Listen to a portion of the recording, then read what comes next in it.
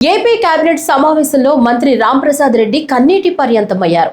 అన్నమయ్య జిల్లా కేంద్రంగా ఉన్న రాయచోటి మార్పుపై ప్రతిపాదనలు ఉన్న నేపథ్యంలో ఆయన కన్నీరు పెట్టుకున్నారు. మంత్రి రాంప్రసాద్ ను సీఎం చంద్రబాబు ఓదార్చారు. జిల్లా కేంద్రం మార్చుకుంటే తలెత్తే సాంకేతిక పరమైన ఇబ్బందులను మంత్రికి ఆయన వివరించారు. రాయచోటి అభివృద్ధి విషయాన్ని తాను చూసుకుంటానని చంద్రబాబు మాటిచ్చారు. రాంప్రసాద్ రెడ్డి ప్రస్తుతం రాయచోటి నుంచి ఎమ్మెల్యేగా ప్రాతినిధ్యం వహిస్తున్నారు. రాంప్రసాద్ రెడ్డి గారు సార్ ఏంటి సార్ చెప్తారు కదా మళ్ళీ చెప్తారు